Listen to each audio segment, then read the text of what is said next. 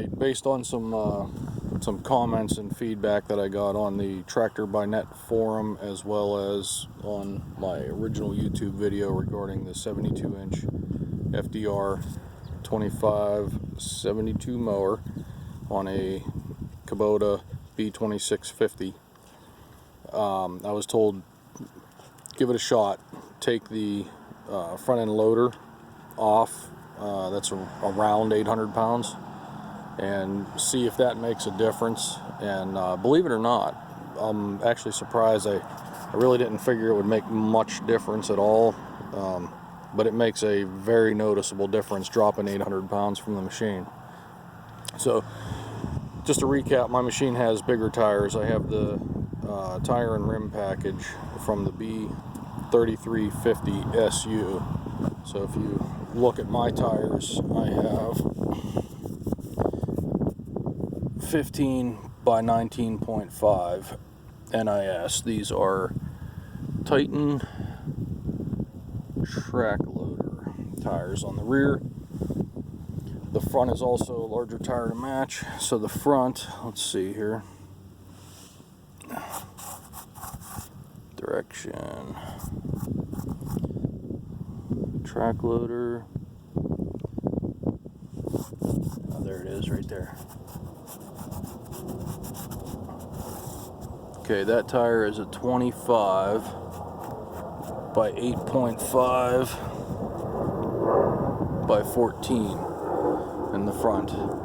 Okay, so that, according to the Kubota engineer that we emailed when we were doing this build, that cost me about 7% of my gear reduction, which is not a huge factor, but everything you do has an effect. The Kubota 2650 that I have is a 2018. I picked it up in mid-January from M&R Kubota in Butler, PA. Let's see here. Here's where I got it. Right there, M&R Power Equipment, Evans City Road, Butler, PA. Sean Hogle was my salesman. He was the one who helped me get this put together. At the time of this video, let's see here, I believe I have around 60 hours on the clock. Where are we at here? Down here. And I have 61.8 hours. I don't know if you can see that or not. I'm trying, man. It's everything glares. So anyways, the mower deck, it is not a new mower deck. I had people comment saying the mower deck looks brand new. You're right, it does. I restored it. There was a used mower deck I got for $650. It is a Land Pride, an FDR2572, which is their heavier duty. It has the bigger gearbox on it. The gearbox has been flushed out and filled with Valvoline 8090 gear lube. I'm running the Kubota black grease that the factory used on my tractor. I bought a few tubes of that when I picked up the tractor. So I'm running grease packed until it came out the bottom on all three spindles. I used the same grease on my universal joints, the same grease on my wheel yokes, and the same grease on my wheel bearings. Again, removing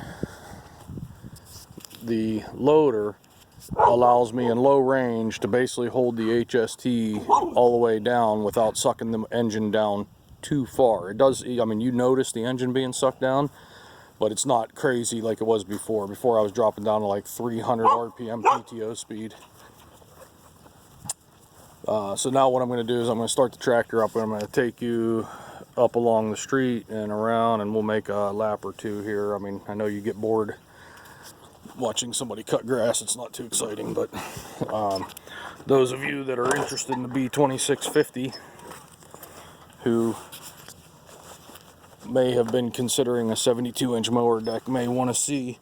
Now, I probably am mowing on about the most extreme conditions As far as the steepness of the banks, that bank up there is close to 20 degrees side angle. The main yard is about 16 degrees side angle. I do typically cut side to side. I do not typically cut up and down.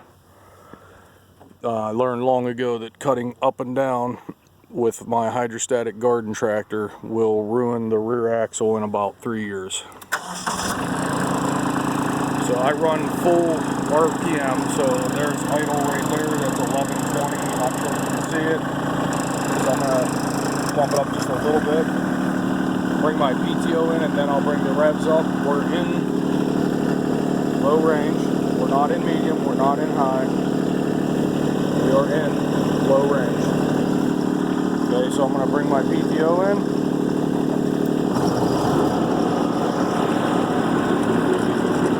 We're going to bring the RPMs up. Hopefully you can see this.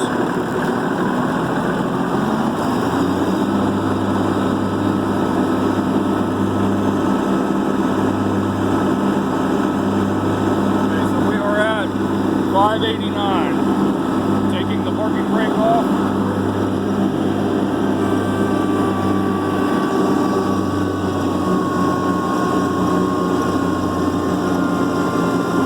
We're at 522. This is RPM of the PTO shaft. Now the front end gets light here as I go to make my turn.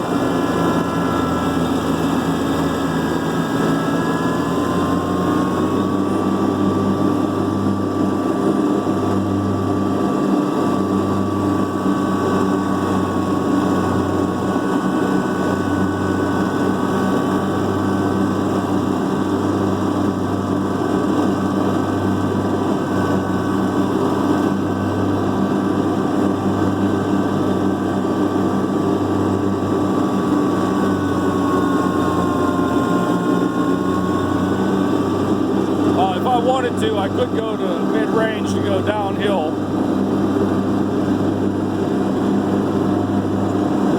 I'll just leave it in low.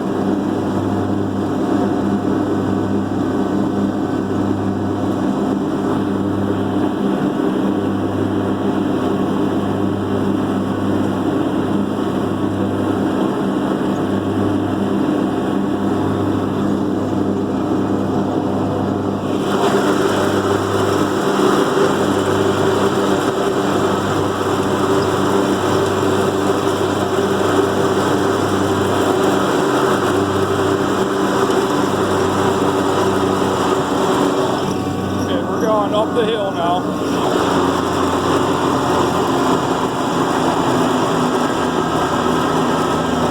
Okay, we're at 477. I'm just holding it to the rock. 495, 505. We're coming back up onto the level before it gets steep again. 522. 558. Okay, we're getting steep again. 520, 500, 495. Can't turn, front end's too light. I gotta back up a little bit.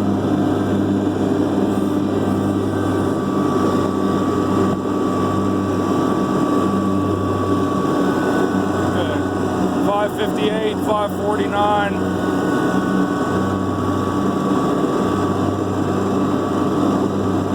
So without that front loader on, it does make a big difference. Now, let's do the biggest challenge I have, which is go down to the woods and then we'll come up this steep part right here. Now this gets steeper right in this segment right here.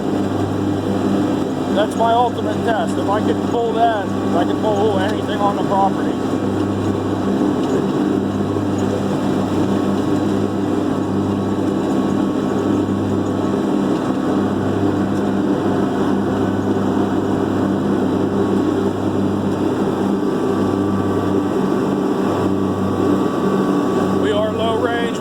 Throttle. I'm going to try to not modulate the HST. I'm going to try to just hold it. We're going to go right up the worst part right here.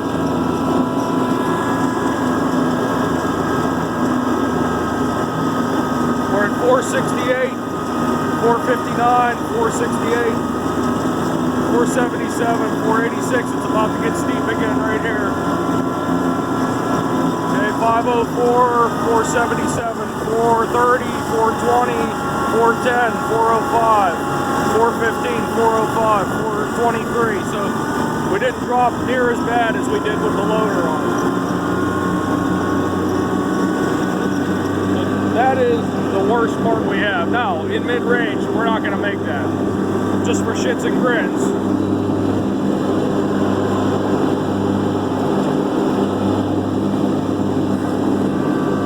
Let's redo that in mid-range and see what happens. I think we all know.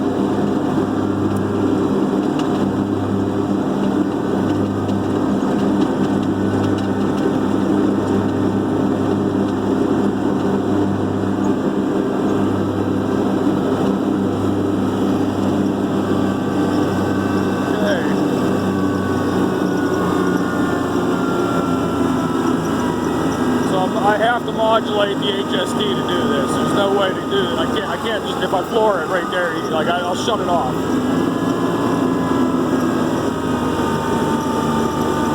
I don't think you gain any speed by mid-range. And now I'm on the steep part. Now again, if I just punch it, there, if I just punch it, that's what you get. So people that were telling me before that I didn't know how to drive an HST and I don't know how to modulate the throttle, just so you know, if you just give it HST, you will shut her straight down. Alright, so now let's restart.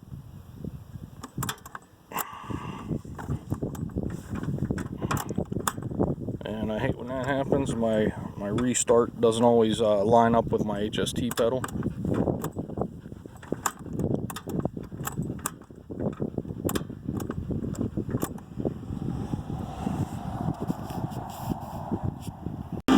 Okay, I had the PTO clutch engaged, that's why I wasn't starting that time. So I went back to low range because I'm right in the middle of the steep part right before I crest over. So I'm not going to start out mid-range.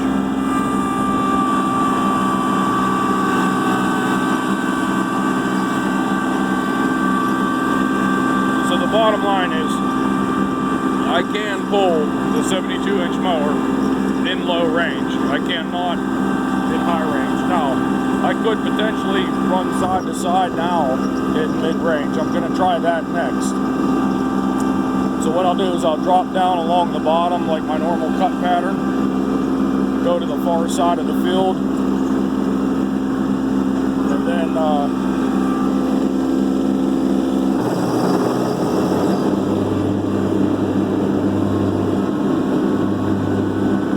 we'll try to come up the other side over there.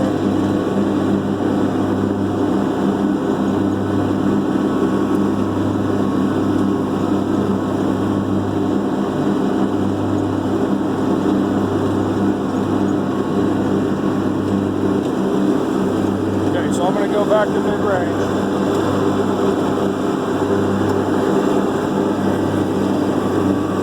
So normally I run the perimeter of this and I run side to side.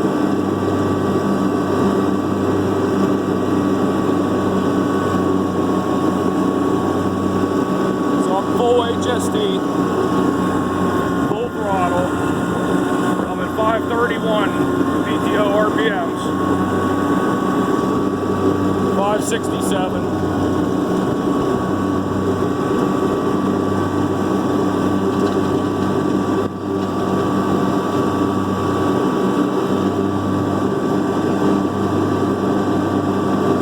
Here's where my neighbor dumps his garbage over into my property. Isn't that nice? Piece of shit. So this will be the hard part in mid-range, is coming around to go back across the top. So you definitely will have to modulate the HST to come up. 468, 468, 459. So then you can turn across here. You hear it pick back up. I'm going to go back to full HST.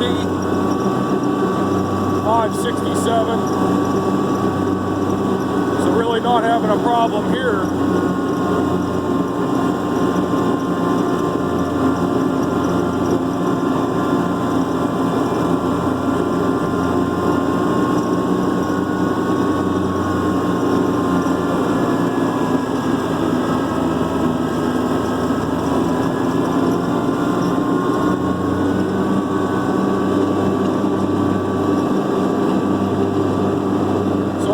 it'll actually work without the front loader. That front loader does make a difference. Who would have ever guessed?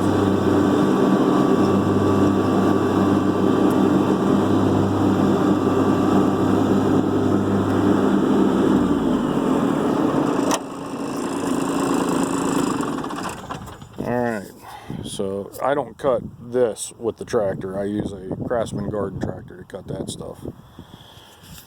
So, yeah, the front loader definitely makes a difference, getting rid of that. And I didn't think it would make that much of a difference, but it really, honestly, it does. Quite a noticeable difference. So I'm going to go through the year. I'm going to, for the, what's it take, 3 minutes to drop the front loader maybe. It's really not a big deal.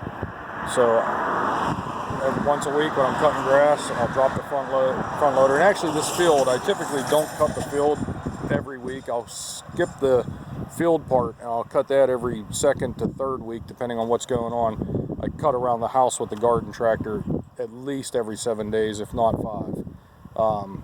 So I could potentially put the loader on, leave it on for 2 to 3 weeks at a time before I come on here and cut this. So I think we're going to be okay. Just had to do a little bit of learning. So that's that. I appreciate all the feedback. I mean, I appreciate everybody's different input and opinions because, you know, collectively we're all really smart people, but singularly we're sometimes limited and we don't see the answer that's right in front of us. You know, I would appreciate you guys, if you haven't, like and subscribe to my page, please, because I'm trying to build followers and potentially gonna try to monetize this page at some point. So, yeah, if you don't mind, if it's not too much trouble, go ahead and follow my page, man. I'm Larry. I live in the Kubota borough, about 20 miles northwest of Pittsburgh. And I appreciate you watching the video, and I hope the video helps you